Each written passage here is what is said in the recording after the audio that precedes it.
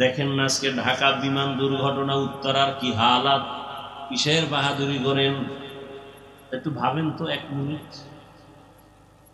বিমান কই, স্কুল কই? ওরা জীবনে কোনোদিন স্বপ্নে কল্পনা করছে এই দুর্ঘটনা? ছোট ছোট বাচ্চাগুলো কোচিং করতেছিল, কই মা কই সন্তান, কান্না, কেউ লাশের অস্তিত্বই পায় না, কেউ চেহারাও চিনে না। আমি উত্তরে জুমা পড়াই, আমার প্রিয় একজন বন্ধু, আমি একটু আগে খোঁজ নিলাম, মা আসছে, মনে হয় আপনারা দেখছেন মিডিয়ায়, মা আসছে বাচ্চা নিতে, মা মরে গেছে, বাচ্চা বেঁচে আছে। কিসের বাহাদুরি করেন? বাসা পর্যন্ত যাওয়ার গ্যারান্টি নেই, আগামীকাল সকালবেলা ঘুম থেকে উঠবেন গ্যারান্টি আছে? কিসের বাহাদুরি করেন? ও বান্দা, তুই আমারে কোথায় তালাশ করো? আরে তুই তালাশ করো ফজরের সময়, জোহরের সময়, আসরের সময়, মাগরিবের সময়, এশার সময়, কিন্তু আমি মাওলা তালাশ করি এমন এক টাইম যে সময় আসমান নীরব, জমিন নীরব, গাছের পাখি ঘুমায়, নদীর মাছ ঘুমায়, ঘরের সবাই ঘুমায় যায়। ওই সময় আমি আল্লাহ আমার মুহাব্বতের বান্দাকে তওবার দরজা দিয়া ডাকি, আলামিন মুস্তাগফিরিন ফাগফির আলা, আলামিন মুস্তারজিকিন ফারজুকা। এ গুনাহগারেরা, 50 বছর লাগায় গুনাহ করেছো, বিশাল এক পাহাড় বানাইছো, গুনাহের পাহাড়, হাতের গুনাহ, জবানের গুনাহ, অন্তরের গুনাহ, কানের গুনাহ, চোখের গুনাহ। আল্লাহ বলে, বান্দা তুই যদি বড় রাত্রে ওযু বানাইয়া মুহাব্বতের নজরে একটা ডাক দাও, আল্লাহুম্মা গফিরলি যুনুবি, আমি 50 বছরের গুনাহ তোর এক ডাকে মাফ করে দিব।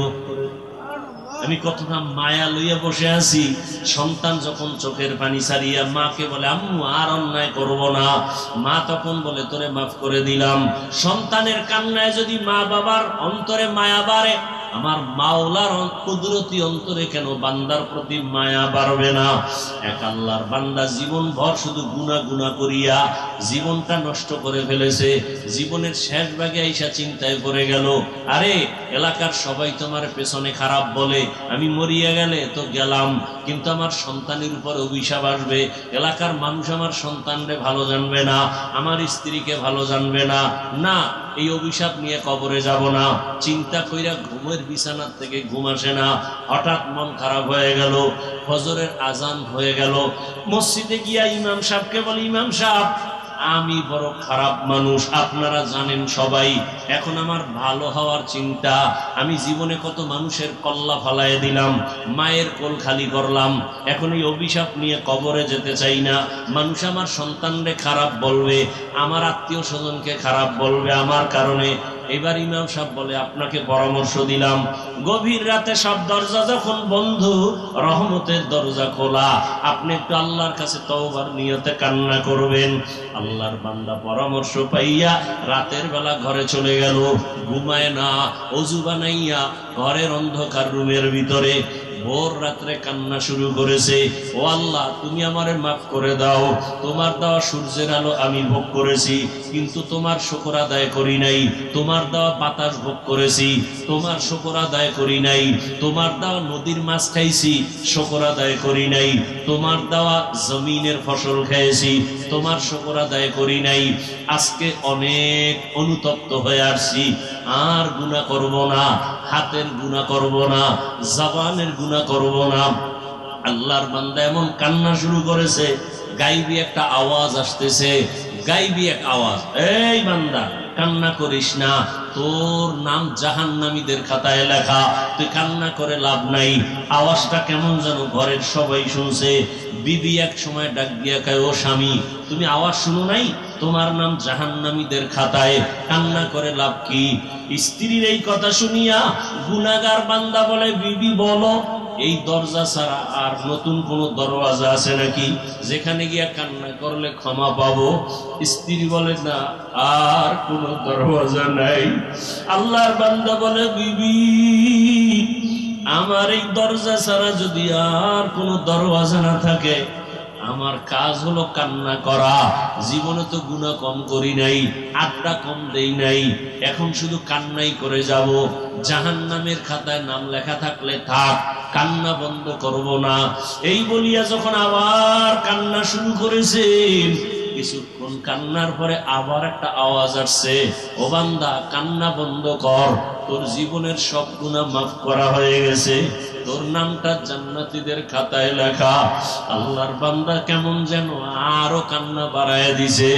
বিবি ডাক দিয়া কয়, স্বামী তোমার নাম তো জান্নাতি খাতায় উঠে গেছে, আর কান্না করে লাভ কি?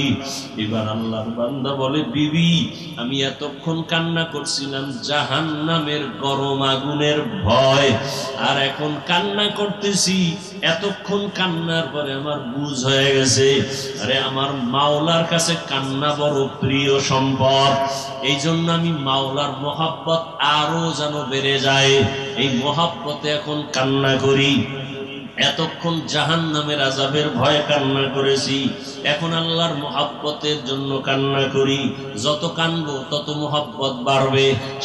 বাচ্চা মা মা কয়ে যত কান্না করে, প্রথমে বাচ্চা আম্মু কয়ে ডাকে, মা সাড়া দেয় না, শুনে তারপরও ডাকের সাড়া দেয় না। কেন? বাচ্চা যত বারবার ডাকবে তত মায়ের অন্তরে মায়া বাড়বে। বাচ্চা যত কান্নার আওয়াজ বাড়াবে মায়ের অন্তরে তত মায়া বাড়বে।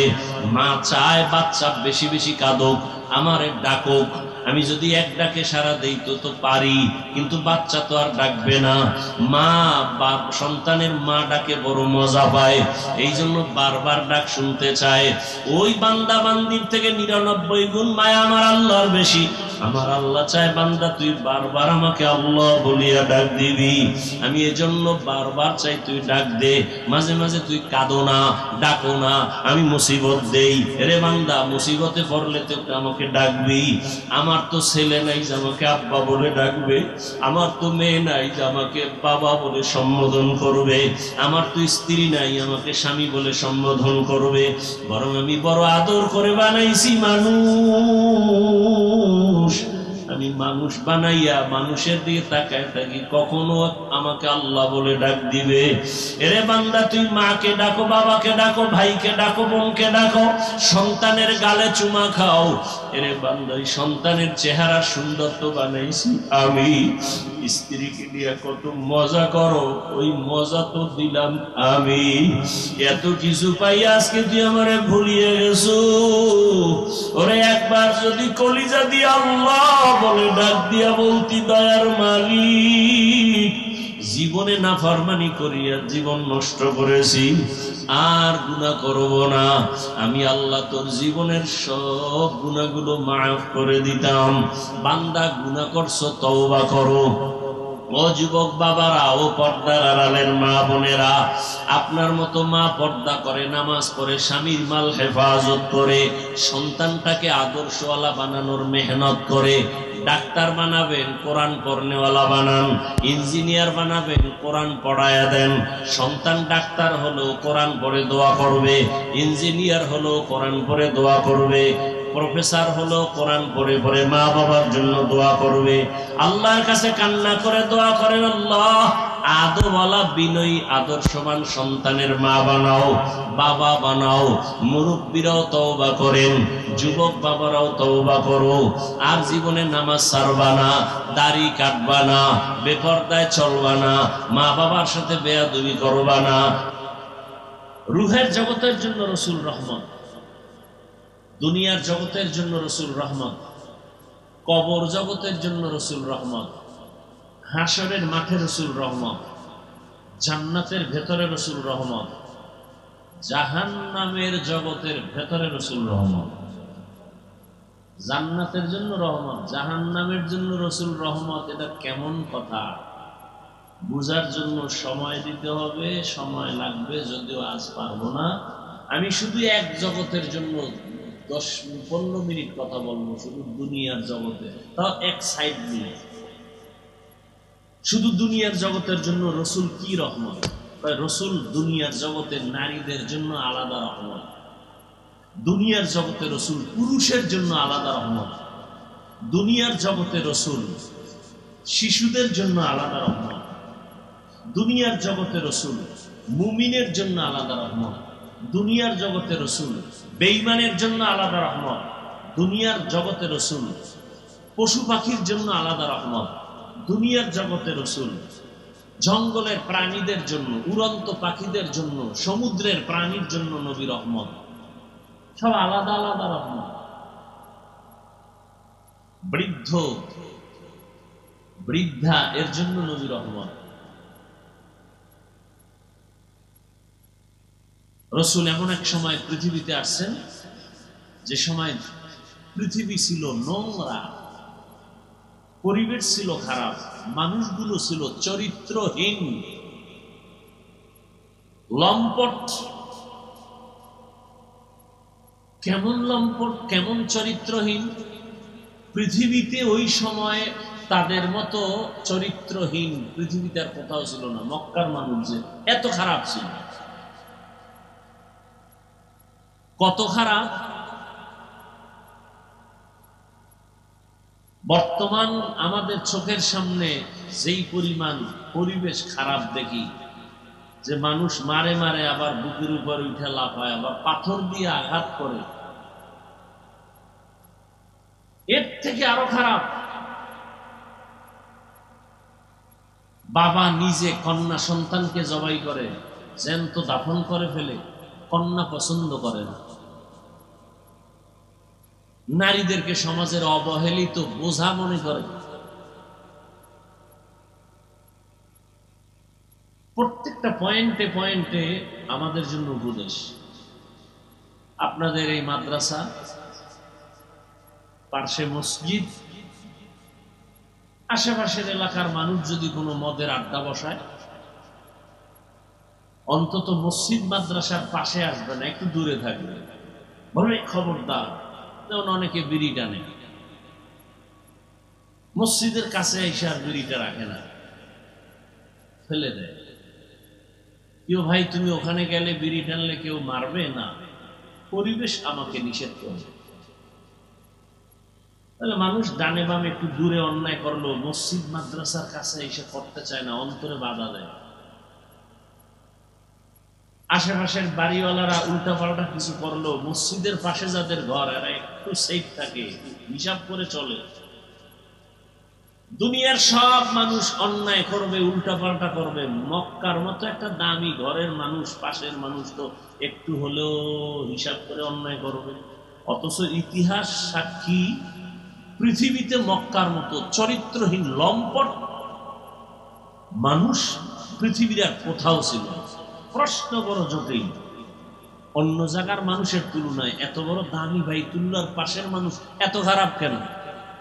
যে বাইতুল্লাহ দেখলেই সওয়াব, যে বাইতুল্লাহর দিকে শুধু তাকায় থাকলেই সওয়াব, যেই বাইতুল্লাহর নাম নিয়ে আল্লাহ কসম করছেন কোরআনে, সেই বাইতুল্লাহ এরিয়ায় ঢুকলে হত্যার আসামি ক্ষমা, ওই এরিয়ায় থাকা অবস্থা পর্যন্ত। সেই মানুষ এত খারাপ কেন? অনেক কথা আমি সংক্ষেপ বলছি। সেই খারাপ অবস্থার মধ্যে রহমতের নবী আসলেন, মানুষগুলো এতটা পরিবর্তন হয়ে গেল। কেমন পরিবর্তন? আল্লাহ বলেন, জিব্রাইল যাও, একটা লিস্টি দিয়ে দিলাম, রহমতের নবীর হাত মোবারকে দাও। লিস্টির মধ্যে যাদের নাম আছে, রহমতের নবী যেন ঘোষণা করেন এরা বিনা হিসাবে জান্নাতি। সুবহানাল্লাহ। না,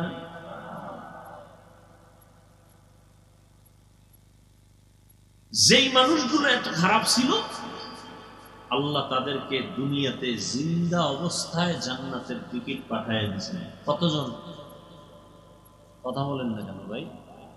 আপনারা ওয়াজ মাহফিল শুনেন না? কি ওয়াজ শুনেন? বক্তা বইলে যেবার আপনারা বিড়ি টানবেন, নাহলে বয়ে বয়ে গল্প করবেন, বক্তারে লাগাই দিয়ে।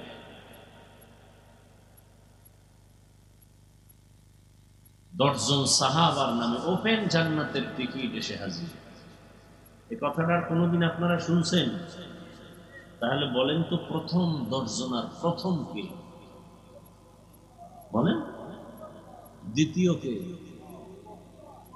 কষ্ট হয় নামগুলো বলতে। তৃতীয় কে? চতুর্থ কে? আলী। আলী আপনার ছোট ভাই। সুন্দর করে নামগুলো বলুন। এই যে কি বলবো, কথায় অন্যদিকে যায়। মুহররম মাস চলতেছে, কারবালার ঘটনা মসজিদের মাইকে বাজতেছে পুরো মাস, অথচ আমার দুঃখ লাগে কারবালার ঘটনার মূল ব্যক্তিটার নাম পর্যন্ত সুন্দর করে বলতে পারে না। নাম হলো হোসাইন রাদিয়াল্লাহু আনহু। রাদিয়াল্লাহ তো পরে, হোসাইন নামটাও বলতে পারে না। হোসেন হোসেন হোসেন নাম হোসেন, ছোট ভাই। অন্যায় করলে দোষ নাই, আমি ধরায়া দেই কেন? আমার দোষ। এই যে অন্যায় করতে, সেটা দোষের না, আমি ধরায়া দেওয়াটা এটা দোষ। হোসাইন হোসাইন নামটাও বলে নাই, হোসেন হোসেন কয়ে যারা ভক্ত প্রকাশ করতে চায়, বাংলাদেশের প্রত্যেকটাকে যদি ধরে ধরে জিজ্ঞাসা করি, এই হোসেন হোসেন নাম করে যে ভক্তর প্রমাণ দিতে যাও, কারবালায় তিনি গেছেন কেন? জবাব দাও। আম্মাজান আয়েশা রাদিয়াল্লাহু আনহা নিষেধ করছেন, হোসাইন কারবালায় কুফায় যাইও না, তিনি গেলেন কেন? জবাব দাও। একটা হোসেন নামই বলতে পারেনি, ভক্তরা বলতে পারবে না কেন গেছেন, কেউ বলতে পারবে না কেন গেছেন। রসুলের ইন্তেকালের ৬১ বছর প্লাস এরপরে কারবালার ঘটনা ঘটলো, ৬১ বছর প্লাস।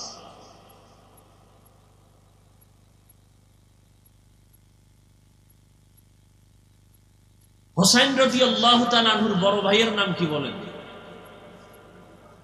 তিনিও তো শহীদ হয়েছেন। হাসান হুসাইনের বাবা হযরত আলী রাদিয়াল্লাহু আনহু। কে সে আলী? আলীর গুণগান বলি রাত পার হয়ে যায়। ৭ বছর বয়স, কেউ বলছেন ১১ বছর, কেউ বলছেন ৮ বছরে রসুলের হাতে হাত লাগাই দিয়েছেন হযরত আলী, কালেমা পড়ে ফেলছেন। এতদিন ছিল চাচাতো ভাই, এখন তিনি সাহাবী, কিছুদিন পরে হবেন রসুলের জামাতা। রসুল কি বলেন আলী সম্পর্কে? আনা দারুল হিকমা ওয়া আলিয়ুল বাবুহা। আমি ইলম ও হিকমতের ঘর, আর আলী হলো এই হিকমত ও ইলমের দরজা। সে আলী তো শহীদ হয়েছেন। এর আগের খলিফা জান্নাতি সাহাবী উসমান রাদিয়াল্লাহু আনহু শহীদ হয়েছেন। এর আগের খলিফা ওমরে ফারুক রাদিয়াল্লাহু আনহু এই মুহররমের ১ তারিখ শহীদ হয়েছেন। প্রশ্ন যদি করা শুরু করি, একজনও জবাব দিতে পারবে না।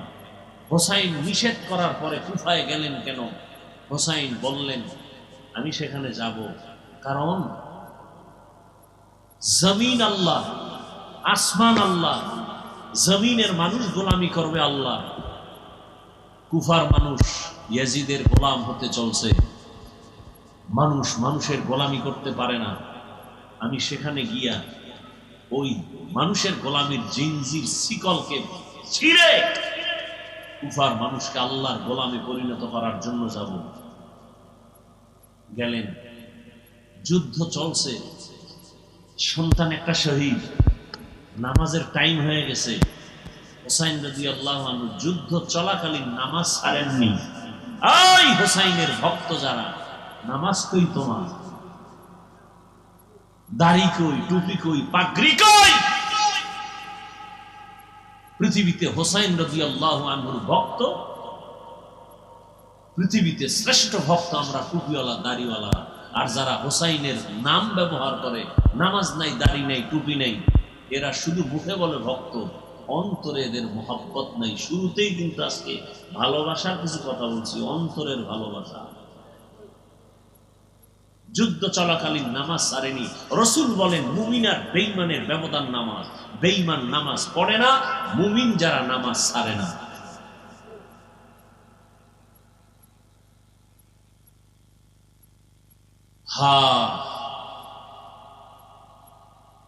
রহমত রহমতের নবী আসলেন, রসুলের আদর্শ যখন গ্রহণ করলো, সেই খারাপ মানুষগুলো এখন এতটা দামি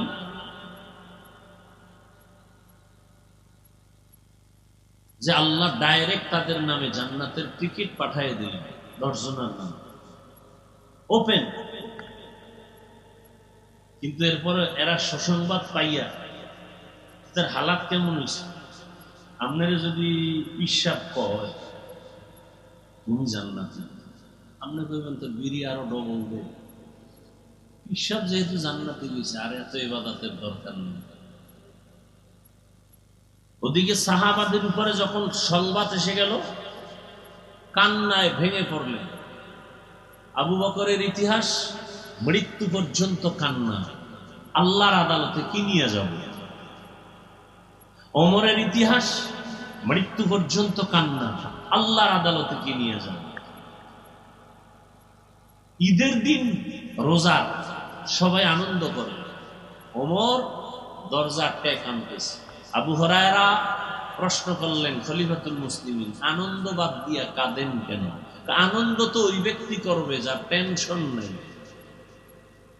তাতে আপনার কিসের টেনশন? বলে রোজা রাখছি কবুল হইল কিনা টেনশন, তারাবির নামাজ পড়ছি কবুল হইল কিনা টেনশন, জান্নাতের টিকিট না রেডি, কিসের টেনশন?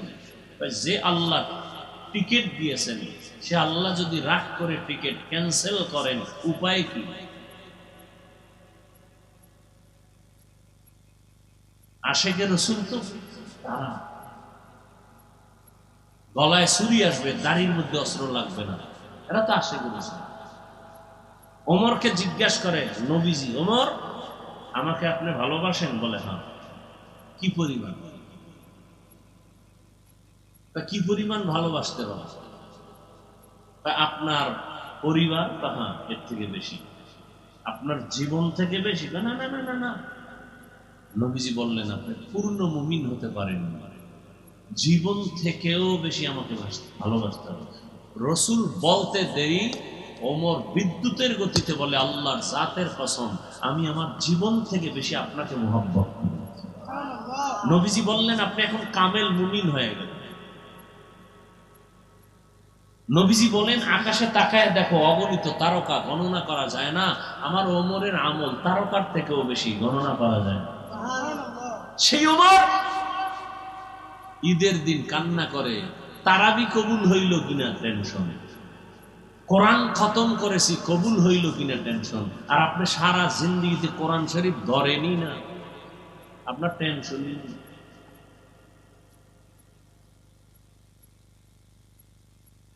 বড় আফসোস, এ কথাগুলো কে বলবে? বলারও মানুষ নাই, শোনার মানুষ নেই,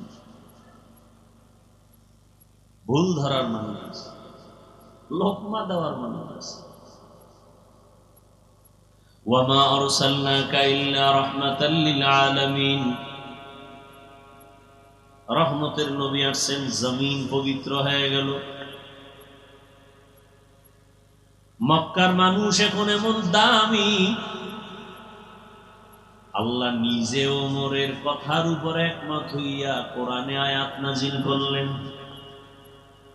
একটা উদাহরণ, নবীজি, আবু বকর, ওমর, ওসমান আলী সবাই সহ বাইতুল্লাহ তাওয়াফ করতেছেন।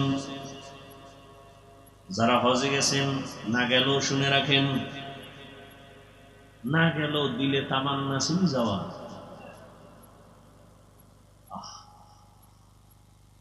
আল্লাহ সবাইকে কবুল। রহমতের নবী বাইতুল্লাহ তাওয়াফ করলেন। তাওয়াফ করার পরে 7টা চক্কর দিয়া 2 রাকাত নামাজ পড়তে হয়। তাওয়াফের নামাজ ওয়াজিব। নবী তাওয়াফ করলেন, কোন নামাজ যে পড়বেন, কোথায় পড়বেন? রহমতের নবী বললেই তো হয়ে যায়, রবের সাথে তার ডাইরেক্ট কানেকশন। কিন্তু নবী আর পর সাহাবাদের পরামর্শ সারা সিদ্ধান্ত নেন না। সাহাবায়ে কেরাম আপনারা পরামর্শ দেন, তাওয়াফের নামাজ কই পড়ি? কেউ বলেন, ইয়া রাসূলুল্লাহ, বাইতুল্লাহর দরওয়াজা বরাবর 2 রাকাত নামাজ পড়ি। আর একজন সাহাবী বলেন, জমজম কূপের নিচে 2 রাকাত নামাজ পড়ি। আর একজন বললেন, হাতিমে কাবার কাছে পড়ি। ওমর বললেন, ইয়া রাসূলুল্লাহ, ইব্রাহিম নবী যেই পাথরের উপরে দাঁড়াইয়া বাইতুল্লাহ নির্মাণ করছেন ইসমাইল সন্তান সহ, ওটাকে মাকাম ইব্রাহিমী বলে। আমার মন বলে আপনি মাকাম ইব্রাহিমের বরাবর পেছনে 2 রাকাত নামাজ আদায় করেন। পরামর্শ শেষ। নবী এখন বললেই তো হয়, আমার সিদ্ধান্ত এটা। নবী বলেন না, চুপ করে বসে আছেন। আসমান থেকে ফয়সালা আসবে। হঠাৎ করে জিব্রাইল আসছেন।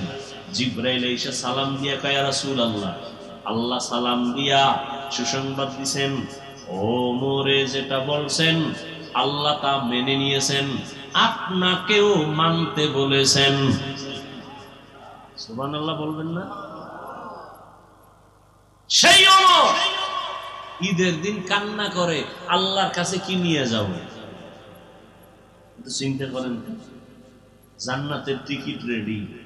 তাদের যদি এই হালাত হয়, আপনার আমার নামাজ নাই, রোজা নাই, তেলাওয়াত নাই, জিকির নাই, সুন্নত নাই, দরুদ শরীফ নাই, কি নিয়ে যাবেন আল্লাহর কাছে? আফসোসও নাই। এ বয়ানের পরই রাস্তায় বেরিয়ে নেন। ফজর পরে নাই আশেকে রাসূল, জহুর পরে নাই আশেকে রাসূল, মাগরিব পরে নাই, এশা পরে নাই আশেকে রাসূল। ঘরে গিয়া জেনা করবে, জেনা। মোবাইল হাতে নিয়ে সারা রাত চোখের জেনা, জবানের জেনা, কানের জেনা, হাতের জেনা।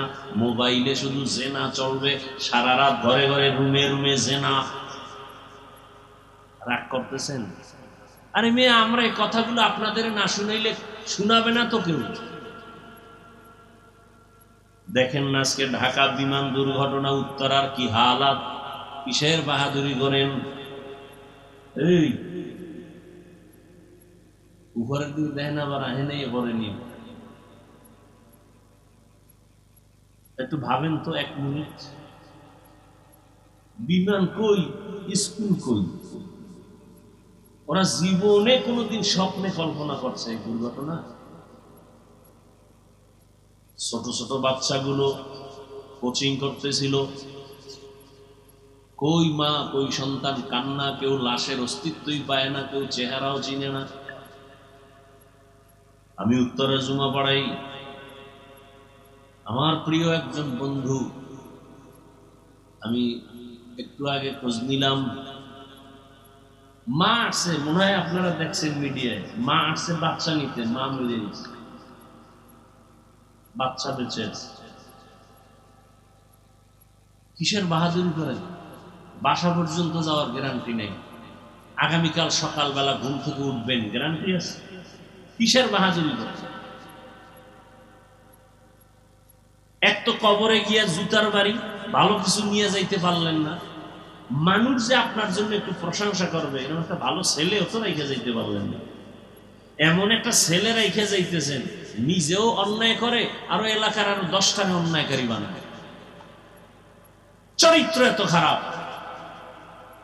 মুরব্বীর চোখে চোখ দিয়ে কথা বলে, আলেমের সামনে বেয়াদবিমূলক কথা বলে।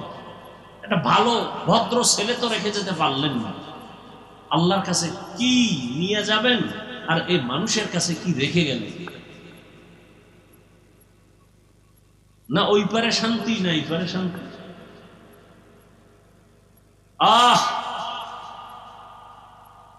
যারা আজকে বিমানের এই কবলে পড়ে জমিন থেকে চলে গেল, আল্লাহ তাদেরকে শাহাদাতের মর্যাদা দান করেন। তার মা, আহাল পরিবারে যারা, সবাইকে আল্লাহ ধৈর্য ধারণকারী হিসেবে কবুল করেন। আল্লাহ তাদেরকে উত্তম নিয়ামত দান করেন। দোয়া করা ছাড়া কি করতে পারি? বড় কঠিন হাল।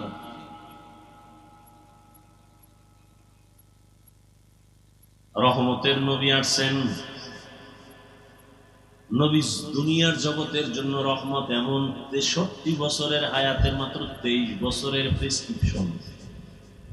কারণ রসুল 40 বছর পর্যন্ত কোনোদিন কালেমার কথা বলেন নাই, রোজার কথা বলেন নাই, তেলাওয়াতের কথা বলেন নাই, জিকিরের কথা বলেন নাই, দান সৎকার কথা বলেন নাই।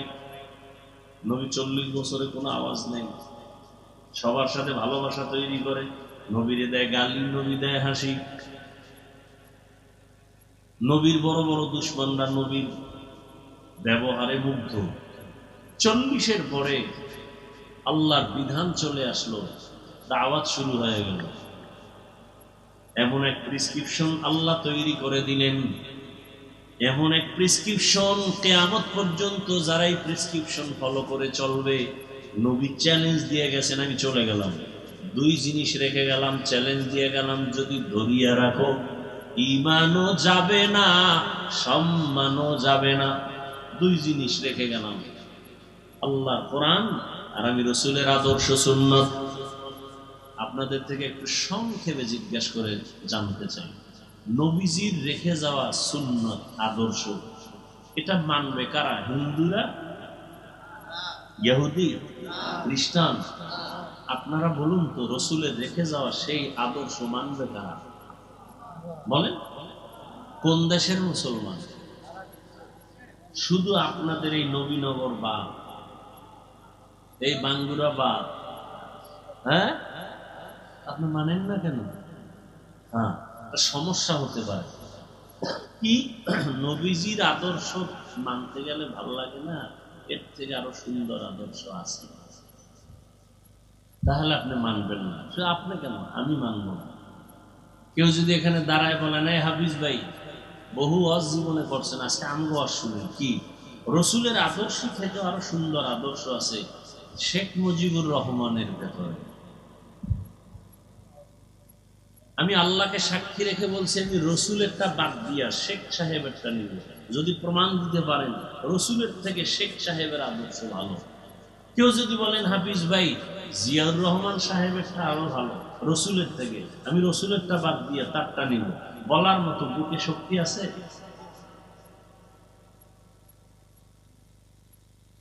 বরং আমি কি বলি, এ দুনিয়াতে রসুলের আদর্শ বাদ দিয়া নতুন আদর্শ বাজারজাত করছে আর বুঝাইছে মুহাম্মদের থেকে আমগোটা ভালো। বলো কে তুমি? আমি আব্রাহাম লিঙ্কন। আর একজন দাঁড়ায় বলে আমি প্লেটো, আর একজন বলে আমি মাও সেতুং, আর একজন বলে আমি কার্ল মার্কস, আর একজন বলে আমি লেনিন। আমার আদর্শ গ্রহণ করো। সবাই কিছু না কিছু গ্রহণ করতে গিয়ে দেখে আরো গজব টাইনে আসছে।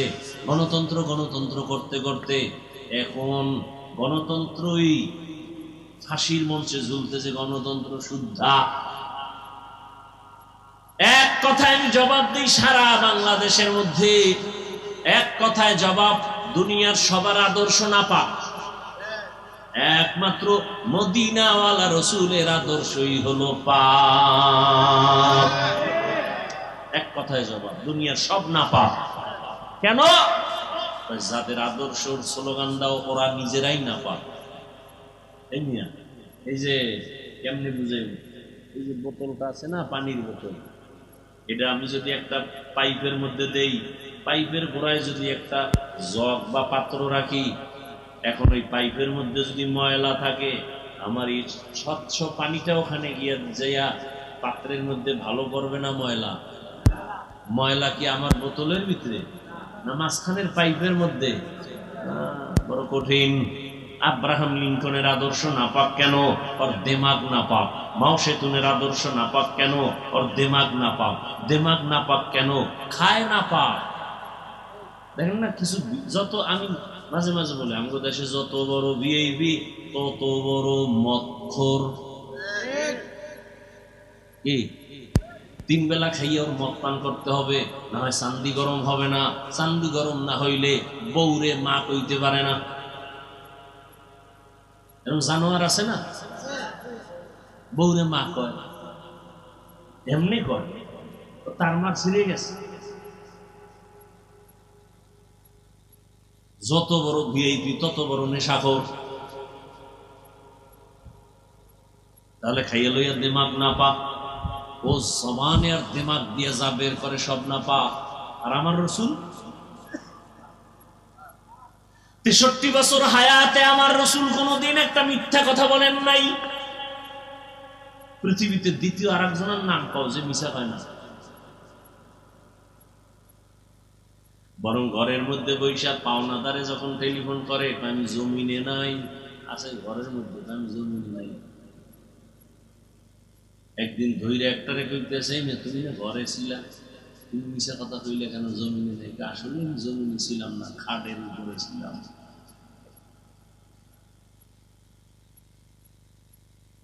রহমতের নবী জীবনে একটা মিথ্যা কথা বলেন নাই, কোনদিন ভুলেও কাউকে একটা গালি দেন নাই।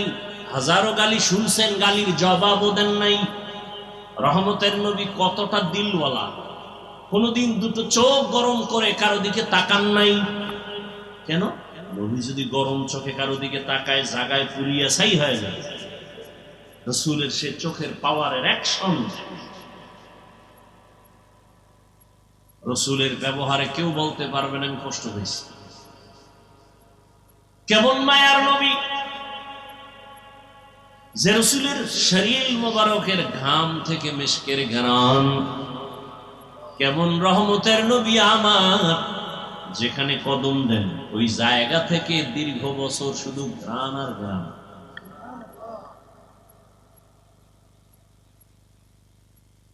কেমন মায়ার নবী, কেমন দয়ার নবী।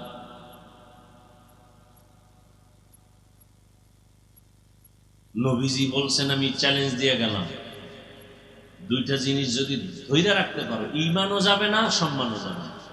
১৫০০ বছর পর একটু নজর ঘুরাইয়া দেখেন তো, মহামারী করোনা, স্কুল বন্ধ, কলেজ বন্ধ, চাকরি বন্ধ, ফ্যাক্টরি বন্ধ, দোকান বন্ধ, গাড়ি বন্ধ, করোনা আর করোনা, বাবার করোনা, ছেলে কাছে যায় না, শিক্ষিত কুলাঙ্গারের বাচ্চা মাস্ক লাগাইছে ৩টা, ট্রিপল মাস্ক লাগাইয়া বসে আছে, বাবার কাছে যায় না, করোনা মরণের ভয়। সেই সময় ওই করোনার লাশগুলো আমার দেশের টুপিওয়ালা ওলামায়ে কেরাম নিজেরা কাঁধে নিছেন, গোসল করাইছেন, কাফন পরাইছেন, জানাজা পড়াইয়া ওলামায়ে কেরাম তাদেরকে কবরে রাখছেন। একজন টুপিওয়ালাও করোনায় মরে নাই। ভুলে যায় না ইতিহাস। এজন্যই তো আমি চ্যালেঞ্জ দিয়া বলি, এই জাতির চিরন্তন নিঃস্বার্থ বন্ধু ওলামায়ে কেরাম ছাড়া আর কেউ নাই। ওলামায়ে কেরাম ছাড়া সব চান্দাবাজার ধান্দাবাজ। একমাত্র নিঃস্বার্থ এ জাতির বন্ধু ওলামায়ে কেরাম। এই জাতির জন্য এত দামি তারা, নিজের বউ নিয়ে এত পেরেশানি করে না, উম্মত নিয়ে যেই পেরেশানি করে, নিজের ছেলেরে সময় দেই না, মেয়েরে দেই না, ঘরে দেই না। ২৪টা ঘন্টা উম্মতের পেছনে তাবলীগওয়ালাদের মেহনত, পীর মাশায়েখের মেহনত, মাদ্রাসাওয়ালাদের মেহনত, আলেম ওলামাদের মেহনত, সব সময় এই উম্মতের পিছনে। সরকারি চাকরি করে, বেসরকারি চাকরি করে যারা, ডিউটি ৮ ঘন্টা, নিম্নে বেতন ২০,০০০। ঠিক নেই? ইমাম সাহেবের ডিউটি কয় ঘন্টা? কথা কয় না, সত্য কথাটা বলতে এত টেনশন করেন না। ইমাম সাহেবের ডিউটি কয় ঘন্টা? ২৪ ঘন্টা, বেতন কত? ওই যে পাথর মারছে এগোছেও তো এগো অন্যায় আরো মারাত্মক। ৮ ঘন্টা ডিউটি, ২০,০০০ টাকা বেতন, টেবিলের তলে আরো কত মুক্তা টুক্তা তো পায়। আর ২৪ ঘন্টা ডিউটি, বেতন দেয় ৫,০০০, ৬,০০০। তাও ধমক কি? একক তো নামাজ না পড়াইলে ইমামের উপরে রিমান্ড শুরু হয়। রিমান্ড গেছিলেন কই? এরকম বেয়াদব আছে না নাই? আল্লাহ হেদায়েত দান করুন। এরপরেও কোন আলেম, কোন ইমাম গালি দেয় না, বরদোয়া করে না, কলিজা ভরে দোয়া করে। কেন? ওই রহমতের নবীর আদর্শের দিলটা বড়। এই জন্য যত গালি দেয় জবাব দেয় না, বরং দোয়া করে, হে আল্লাহ এলাকায় শান্তি দাও, কবরওয়ালাদের জান্নাত দাও, ব্যবসা চাকরি যারা করে বরকত দাও, অসুস্থ রোগীদের সুস্থ বানাও, দোয়াই করে। এরপরও ঘুরে ফিরে আলেমের উপরে দোষ, আলেম ভালো না, ভালো না বলতে বলতে বলতে বলতে বলতে বলতে শেষ পর্যন্ত নিজের অস্তিত্ব শেষ। এরপরও ঘাড় সোজা হয় না। রহমতের নবীর আদর্শ, নবী বলেন ধরে রাখো, ঈমান যাবে না, সম্মানও যাবে না। চেয়ারম্যানের চেয়ারের মেয়াদ শেষ, এমপি সাহেবের মেয়াদ শেষ, রাসূলের আদর্শওয়ালাদের চেয়ারের কোনো মেয়াদই নেই। আছে? আমাদের চেয়ারের কোনো মেয়াদ আছে? সম্মান আর সম্মান, টাকা দিয়ে সম্মান কিনা যায় না। অতএব আমি বলবো বাবা, সারা রাত বয়ান শুনে কি লাভ হবে যদি ফজরের নামাজ ঠিক মতো না হয়? রহমতের নবী বলেন, এ উম্মত, এশার নামাজ পড়ে যদি ঘুমাও, আবার ঘুম থেকে উঠিয়া যদি ফজরের নামাজ আদায় করো, ঘুমাইয়া যে সময় কাটাইছো ওই সময়টাও ইবাদতে লেখা হবে।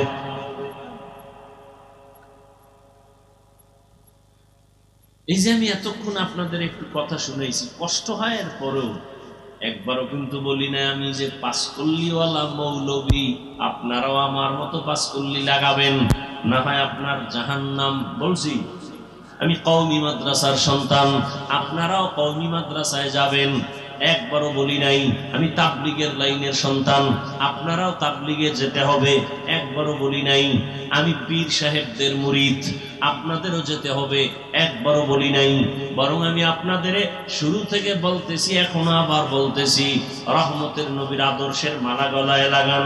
আমি হুজুর হইতে আপনাকে বলি নাই, বলবো না। আমি আপনাকে বড় পাগড়িওয়ালা বানাইবার জন্য আসি নাই। আমি আপনার কলবটাকে পরিচ্ছন্ন রাখার জন্য, আমার রসুলের আদর্শের মালা গলায় লাগাবার জন্য বারবার অনুরোধ করতেছি, এখনো করি। বলবেন হাফিজ ভাই কেমনে সম্ভব? আপনার মতো যুবক জীবনে মাদ্রাসায় পড়ে নাই, স্কুলে কলেজে পড়িয়াও পাঁচ ওয়াক্ত নামাজ পড়ে, সত্যটা বলেন না, আছে না নাই? আপনার কপালে অভিশাপ লাগছে কার? আপনি পারেন না কেন? সোজা ওয়াজ, কোনো পেশ নাই। আপনার মতো যুবক যদি জেনারেল লাইনে থাকিয়া রাস্তায় গাড়ি চালায়, নামাজ পড়ে, জবাব দেন আপনার কপাল খারাপ কেন? আপনি পারেন না কেন? আপনার মতো যুবক নদীর মধ্যে মাছ ধরে নামাজ পড়ে, আপনি পারেন না কেন? আপনার মতো যুবক র্যাব, আর্মি, পুলিশ, বিডিআর এর চাকরি করে, পাঁচ ওয়াক্ত নামাজ আদায় করে, বলেন আপনি পারেন না কেন? আপনার কপালে তো খারাপ কেন? আপনার উপরে কারো না কারো বড় বরদোয়া লাগছে, না হয় আপনি এত খারাপ হইতে পারেন না। আপনার মতো কত সন্তান জেনারেল লাইনে রাস্তায় চলে, শ্রমিকের কাজ করে, জমিনে কৃষি কাজ করে, গামছা বিছাইয়া নামাজ আদায় করে, বলেন আপনি পারেন না কেন? আপনার কপাল কেন এত খারাপ? সহজ কথা, হুজুর টুজুর হওয়ার দরকার নেই। আমার এই কথাগুলোর জবাব দেন। আমিও মুসলমান, আপনিও মুসলমান, আপনার আল্লাহ আমার আল্লাহ এক, আপনার আমার নবী এক, কোরআন এক, কাবা এক, ধর্ম এক, কালেমা এক। দুনিয়াতে আসছি সিস্টেম এক, বিদায় বেলা কাফনের সংখ্যা এক, কালারও এক, কবরের সাইজও এক, কবরের প্রশ্ন তিনটা তাও এক। অথচ আপনি কেমন ভিআইপি? আমি টুপি খুলতে চাই না লজ্জা, আর আপনি টুপি দিতে চান না লজ্জা। আপনি কত ভিআইপি মুসলমান?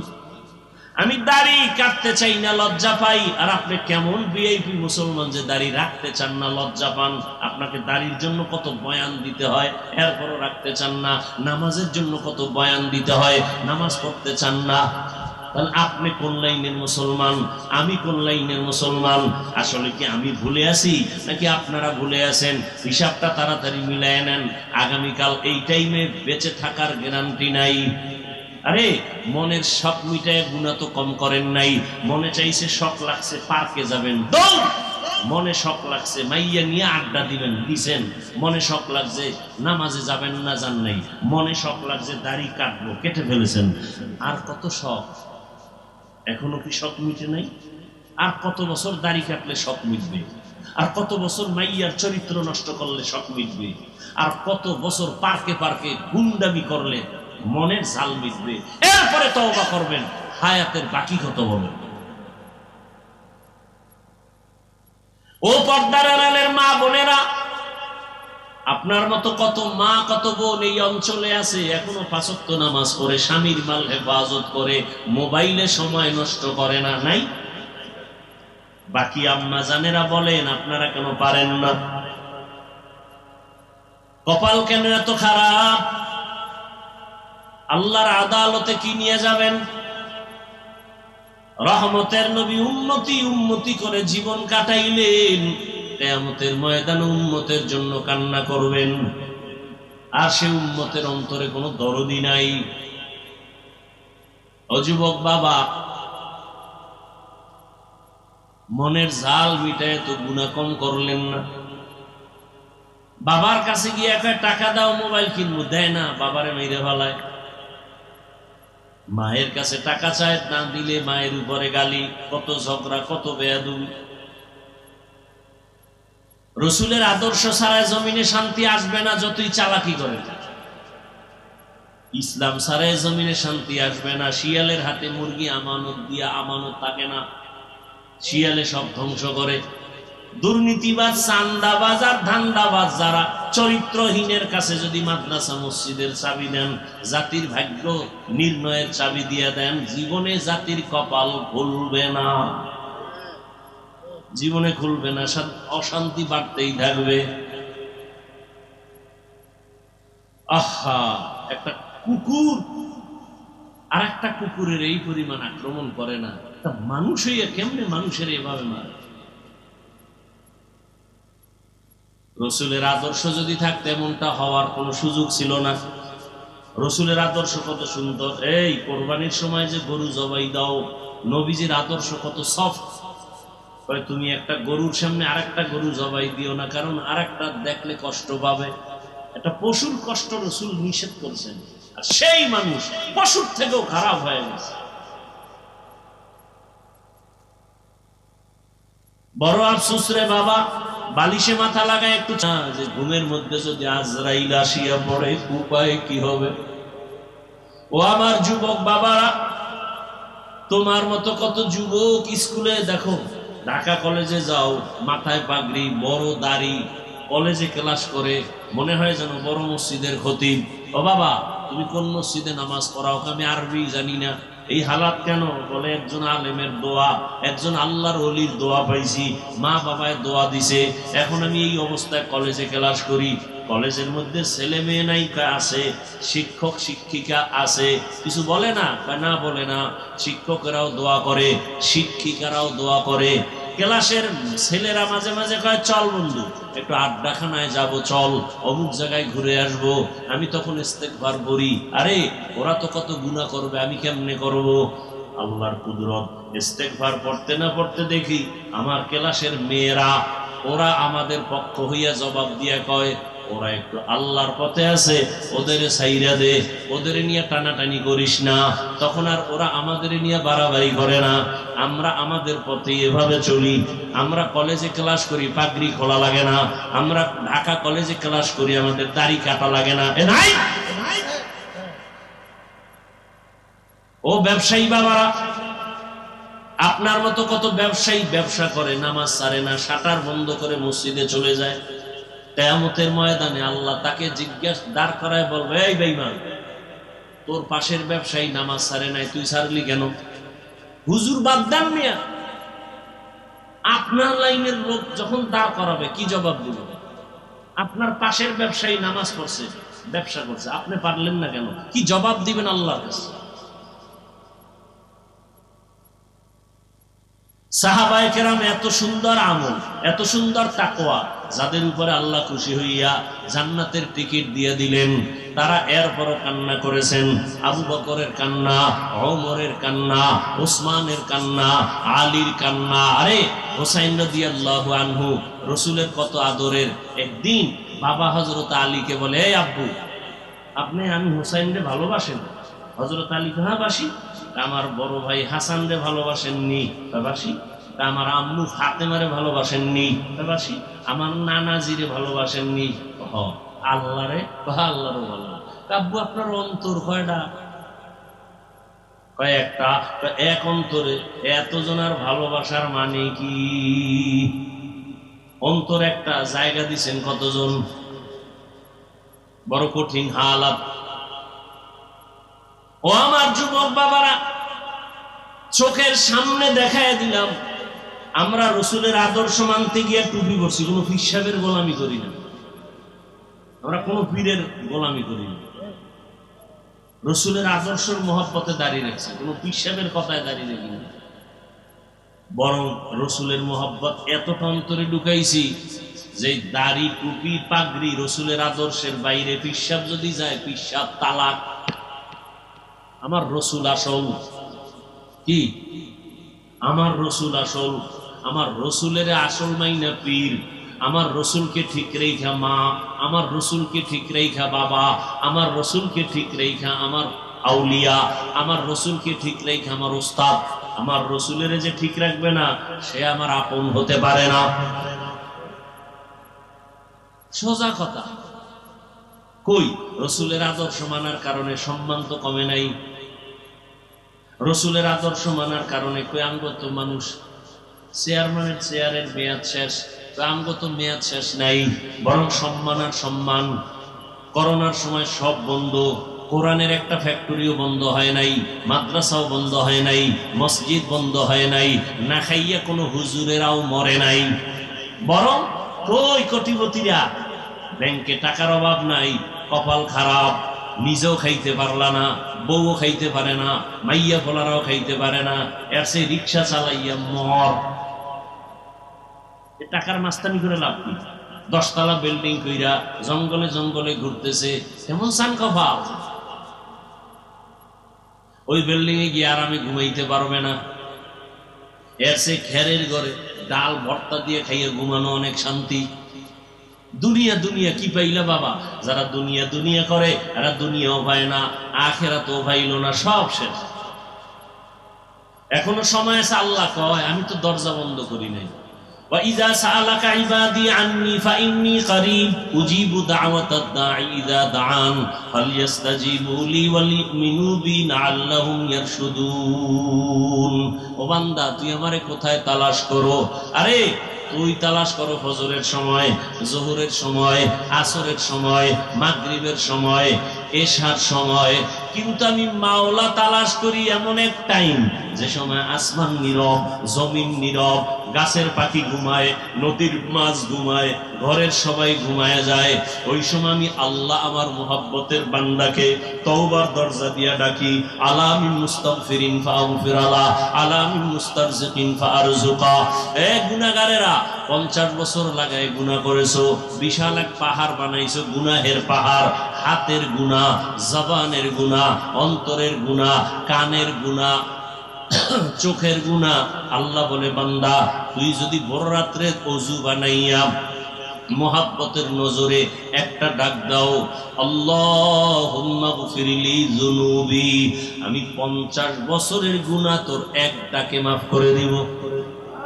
আমি কতটা মায়া লইয়া বসে আছি। সন্তান যখন চোখের পানি ছাড়িয়া মাকে বলে আম্মু আর অন্যায় করব না, মা তখন বলে তোরে মাফ করে দিলাম।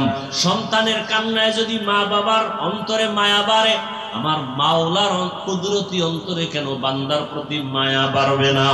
এক আল্লাহর বান্দা জীবন ভর শুধু গুনাহ গুনাহ করিয়া জীবনটা নষ্ট করে ফেলেছে।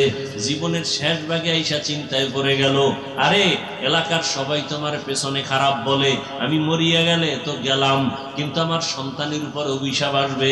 এলাকার মানুষ আমার সন্তানরে ভালো জানবে না, আমার স্ত্রীকে ভালো জানবে না। না, এই অভিশাপ নিয়ে কবরে যাব না। চিন্তা কইরা ঘুমের বিছানার থেকে ঘুম আসে না। হঠাৎ মন খারাপ হয়ে গেল, ফজরের আজান হয়ে গেল। মসজিদে গিয়া ইমাম সাহেবকে বলি, ইমাম সাহেব আমি বড় খারাপ মানুষ, আপনারা জানেন সবাই। এখন আমার ভালো হওয়ার চিন্তা, আমি জীবনে কত মানুষের কল্লা ফালায় দিলাম, মায়ের কোল খালি করলাম, এখন এই অভিশাপ নিয়ে কবরে যেতে চাই না। মানুষ আমার সন্তানরে খারাপ বলবে, আমার আত্মীয় স্বজনকে খারাপ বলবে আমার কারণে। এবার ইমাম সাহেব বলে আপনাকে পরামর্শ দিলাম, গভীর রাতে সব দরজা যখন বন্ধ, রহমতের দরজা খোলা, আপনি একটু আল্লাহর কাছে তওবার নিয়তে কান্না করবেন। আল্লাহর বান্দা পরামর্শ পাইয়া রাতের বেলা ঘরে চলে গেল, ঘুমায় না, ওযু বানাইয়া ঘরের অন্ধকার রুমের ভিতরে ভোর রাত্রে কান্না শুরু করেছে, ও আল্লাহ তুমি আমারে মাফ করে দাও, তোমার দেওয়া সূর্যের আলো আমি ভোগ করেছি কিন্তু তোমার শুকর আদায় করি নাই, তোমার দেওয়া বাতাস ভোগ করেছি তোমার শুকর আদায় করি নাই, তোমার দেওয়া নদীর মাছ খাইছি শুকর আদায় করি নাই, তোমার দেওয়া জমিনের ফসল খেয়েছি তোমার শুকর আদায় করি নাই। আজকে অনেক অনুতপ্ত হয়ে আসছি, আর গুনাহ করব না, হাতের গুনাহ করব না, জবানের গুনাহ করব না। আল্লাহর বান্দা এমন কান্না শুরু করেছে, গাইবি একটা আওয়াজ আসতেছে, গাইবি এক আওয়াজ, এই বান্দা কান্না করিস না, তোর নাম জাহান্নামীদের খাতায় লেখা, তুই কান্না করে লাভ নাই। আওয়াজটা কেমন যেন ঘরের সবাই শুনছে। বিবি এক সময় ডাক দিয়া কয়, ও স্বামী তুমি আওয়াজ শুনো নাই? তোমার নাম জাহান্নামীদের খাতায়, কান্না করে লাভ কি? স্ত্রীর এই কথা শুনিয়া গুনাহগার বান্দা বলে, বিবি বলো, এই দরজা ছাড়া আর নতুন কোন দরওয়াজা আছে নাকি যেখানে গিয়া কান্না করলে ক্ষমা পাবো? স্ত্রী বলে, না, আর কোন দরওয়াজা নাই। আল্লাহর বান্দা বলে, বিবি আমার এই দরজা ছাড়া যদি আর কোন দরওয়াজা না থাকে, আমার কাজ হলো কান্না করা। জীবনে তো গুনাহ কম করি নাই, আড্ডা কম দেই নাই, এখন শুধু কান্নাই করে যাব। জাহান্নামের খাতায় নাম লেখা থাকলে থাক, কান্না বন্ধ করব না। এই বলিয়া যখন আবার কান্না শুরু করেছেন, কিছুক্ষণ কান্নার পরে আবার একটা আওয়াজ আসছে, ও বান্দা কান্না বন্ধ কর, তোর জীবনের সব গুনাহ মাফ করা হয়ে গেছে, তোর নামটা জান্নাতীদের খাতায় লেখা। আল্লাহর বান্দা কেমন যেন আরো কান্না বাড়ায় দিছে। বিবি ডাক দিয়া কয়, স্বামী তোমার নাম তো জান্নাতি খাতায় উঠে গেছে, আর কান্না করে লাভ কি? এবার আল্লাহর বান্দা বলে, বিবি আমি এতক্ষণ কান্না করছিলাম জাহান্নামের গরম আগুনের ভয়, আর এখন কান্না করতেছি, এতক্ষণ কান্নার পরে আমার বুঝ হয়ে গেছে, আরে আমার মাওলার কাছে কান্না বড় প্রিয় সম্পদ। এই জন্য আমি মাওলার মহাব্বত আরো যেন বেড়ে যায়, এই মহাব্বতে এখন কান্না করি। এতক্ষণ জাহান্নামের আযাবের ভয়ে কান্না করেছি, এখন আল্লাহর মহাব্বতের জন্য কান্না করি। যত কানবো তত মহাব্বত বাড়বে। বাচ্চা মা মা কয়ে যত কান্না করে, প্রথমে বাচ্চা আম্মু কয়ে ডাকে, মা সাড়া দেয় না, শুনে তারপরও ডাকের সাড়া দেয় না। কেন? বাচ্চা যত বারবার ডাকবে তত মায়ের অন্তরে মায়া বাড়বে, বাচ্চা যত কান্নার আওয়াজ বাড়াবে মায়ের অন্তরে তত মায়া বাড়বে। মা চায় বাচ্চা বেশি বেশি কাঁদুক, আমারে ডাকুক, আমি যদি এক ডাকে সাড়া দেই তো পারি, কিন্তু বাচ্চা তো আর ডাকবে না। মা বাপ সন্তানের মা ডাকে বড় মজা পায়, এই জন্য বারবার ডাক শুনতে চায়। ওই বান্দা বান্দির থেকে 99 গুণ মায়া আমার আল্লাহর বেশি। আমার আল্লাহ চায় বান্দা তুই বারবার আমাকে আল্লাহ বলিয়া ডাক দিবি। আমি এজন্য বারবার চাই তুই ডাক দে, মাঝে মাঝে তুই কাঁদো না, ডাকো না, আমি মুসিবত দেই। রে বান্দা মুসিবতে পড়লে তো আমাকে ডাকবি। আমার তো ছেলে নাই যে আমাকে আব্বা বলে ডাকবে, আমার তো মেয়ে নাই যে আমাকে বাবা বলে সম্বোধন করবে, আমার তো স্ত্রী নাই আমাকে স্বামী বলে সম্বোধন করবে, বরং আমি বড় আদর করে বানাইছি মানুষ। আমি মানুষ বানাইয়া মানুষের দিকে তাকায় থাকি, কখনো আমাকে আল্লাহ বলে ডাক দিবে। এরে বান্দা তুই মাকে ডাকো, বাবাকে ডাকো, ভাইকে ডাকো, বোনকে ডাকো, সন্তানের গালে চুমা খাও। এরে বান্দা সন্তানের চেহারা সুন্দর তো বানাইছি আমি, স্ত্রীকে দিয়ে কত মজা করো, ওই মজা তো দিলাম আমি। এত কিছু পাই আজকে তুই আমারে ভুলিয়ে গেছো। ওরে একবার যদি কলিজা দিয়ে আল্লাহ বলে ডাক দিয়া বলতি, দয়ার মালিক জীবনে নাফরমানি করিয়া জীবন নষ্ট করেছি, আর গুনাহ করব না, আমি আল্লাহ তোর জীবনের সব গুনাহগুলো মাফ করে দিতাম। বান্দা গুনাহ করছো, তওবা করো। ও যুবক বাবারা, ও পর্দার আড়ালের মা বোনেরা, আপনার মতো মা পর্দা করে, নামাজ পড়ে, স্বামীর মাল হেফাজত করে, সন্তানটাকে আদর্শওয়ালা বানানোর মেহনত করে। ডাক্তার বানাবেন, কোরআন পড়নেওয়ালা বানান। ইঞ্জিনিয়ার বানাবেন, কোরআন পড়ায়া দেন। সন্তান ডাক্তার হলো কোরআন পড়ে দোয়া করবে, ইঞ্জিনিয়ার হলো কোরআন পড়ে দোয়া করবে, প্রফেসর হলো কোরআন পড়ে পড়ে মা বাবার জন্য দোয়া করবে। আল্লাহর কাছে কান্না করে দোয়া করেন, আল্লাহ আদরওয়ালা বিনয়ী আদর্শবান সন্তানের মা বানাও, বাবা বানাও। মুরব্বীরাও তওবা করেন, যুবক বাবারাও তওবা করো। আর জীবনে নামাজ ছাড়বা না, দাড়ি কাটবা না, বেপরদায় চলবা না, মা বাবার সাথে বেয়াদবি করবা না, শিক্ষকের দোয়া নিয়া, উলামায়ে কেরামের পরামর্শ নিয়া, নবীর আদর্শ মেনে জীবন চালাইবা। আল্লাহ আমাদের সবাইকে খাঁটি তওবাওয়ালা জীবন দান করেন। তওবার উপরে মজবুত হইয়া চলার মতো তৌফিক দান করেন আমিন। আলহামদুলিল্লাহি রাব্বিল আলামিন ওয়াসসালাতু ওয়াসসালামু আলা সাইয়্যিদিল আমবিয়া ওয়াল মুরসালিন ওয়া আলা আলিহি ওয়া আসহাবিহি আজমাইন। ইয়া আরহামার রাহিমিন, ইয়া আরহামার রাহিমিন, ইয়া আরহামার রাহিমিন। রব্বিরহামহুমা কামা রাব্বায়ানি সগীরা। আল্লাহুম্মা ইন্নাকা আফুউন কারীম তুহিব্বুল আফওয়া ফা'ফু আন্না। আল্লাহুম্মা ইন্না নাসআলুকা রিযাকা ওয়াল জান্নাহ ওয়া নাউযু বিকা মিন সাখাতিকা ওয়ান নার। ও দয়ার মালিক, আমরা গুনার বোঝা নিয়ে আপনার দরওয়াজায় হাজির। তওবার নিয়ত করেছি, আর গুনাহ করব না, নামাজ ছাড়ব না, দাড়ি কাটব না, বেপরদায় চলব না, মা বাবার সাথে বেয়াদবি করব না, উলামায়ে কেরামের পরামর্শ নিয়া নবীজির আদর্শ মেনে চলব। আমাদের তওবা কবুল করে নেন, গুনাহমুক্ত জীবন দান করেন। আয় আল্লাহ, মাহফিল কবুল করে নেন, মাদ্রাসা কবুল করে নেন, মসজিদ কবুল করে নেন, এলাকাবাসীকে কবুল করে নেন, দান সদকা যারা করেছে কবুল করে নেন, ঘরে ঘরে শান্তি দান করেন, সারা দুনিয়াবাসীকে মাফ করে দেন, মুসলমানকে হেফাজত করেন। আয় আল্লাহ, জালেমের জুলুম থেকে হেফাজত করেন, বাংলাদেশ শান্তির দেশ বানায় দেন, জুলুম থেকে হেফাজত করেন, বাতিলের মোকাবেলায় বিজয় দান করেন, বাতিলকে বাতিলের দ্বারা দমন করে দেন। আয় আল্লাহ, মা বোনদের আবেদা পর্দাওয়ালা বানায় দেন, সন্তানগুলো নেককার বানায় দেন, ঘরে ঘরে সুন্নতের বাতি জ্বালায় দেন, নবীজির রওজা মুবারকে গিয়া সালাম দেওয়ার তৌফিক দান করেন, বাইতুল্লাহর গিলাফ ধরে লাব্বাইক বলার তৌফিক দান করেন। আয় আল্লাহ, প্রত্যেকের সন্তানকে দিনদার বানায় দেন, লেখাপড়া যারা করে পরীক্ষার্থী কামিয়াবি দান করেন। আয় আল্লাহ, যারা মেহেরবানি করে প্রত্যেকটা সন্তানকে মা বাবার বাধ্যগত বানায় দেন, ছাত্রগুলোকে শিক্ষকের বাধ্যগত বানায় দেন।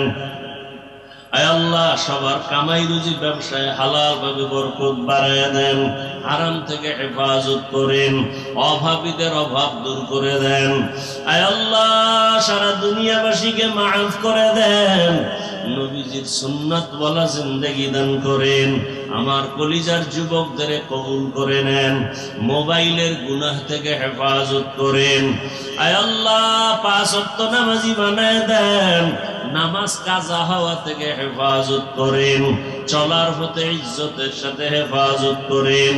আয় আল্লাহ, আসাতায়ে কেরাম তালিবুল ইলমদের হেফাজত করেন, আমাদের জান মাল আহাল পরিবার হেফাজত করেন। আওয়াজে কথায় রুহানিয়াতে স্পষ্টতা বাড়ায়া দেন, রব বাড়ায়া দেন, ইলম হিলম হিকমত আমলে বরকত বাড়ায়া দেন, উলামা তোলাবা উম্মতের অন্তরে ইজ্জত মুহাব্বত রব বাড়ায়া দেন। আয় আল্লাহ, সবার সাথে মুহাব্বত বাড়ায়া দেন। আয় আল্লাহ তাআলা, বেশি বেশি নেক আমলের তৌফিক দান করেন। আয় আল্লাহ, আমরা যারা হাত তুলেছি জানি না কারা ইয়তীম, বাবা নাই, মা হারা, অসহায়, মেহেরবানি করে সবার কবর জান্নাত বানায় দেন।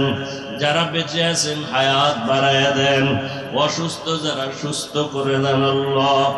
আয় আল্লাহ, ঢাকার শহরে বিমান দুর্ঘটনায় যারা দুনিয়া থেকে নিঃশেষ হয়ে গেল, আয় আল্লাহ তাদেরকে শাহাদাতের মর্যাদা দান করেন, জান্নাতের উঁচু মাকাম দান করেন। তার মা বাবা হাল পরিবারে যারা আছে সবাইকে সাবিরিনদের অন্তর্ভুক্ত করে দেন। পরিবারে এই সন্তানগুলো যারা হারাইলো এর বিনিময়ে উত্তম নিয়ামত দান করেন। আয় আল্লাহ, সবাইকে উত্তম নিয়ামত দান করেন, উত্তম নিয়ামত দান করেন। আয় আল্লাহ, আমার কলিজার প্রত্যেকটা যুবকের দিনদার বানায়া দেন, 5 ওয়াক্ত নামাজি বানায়া দেন, নামাজ কাজা হওয়া থেকে হেফাজত করেন।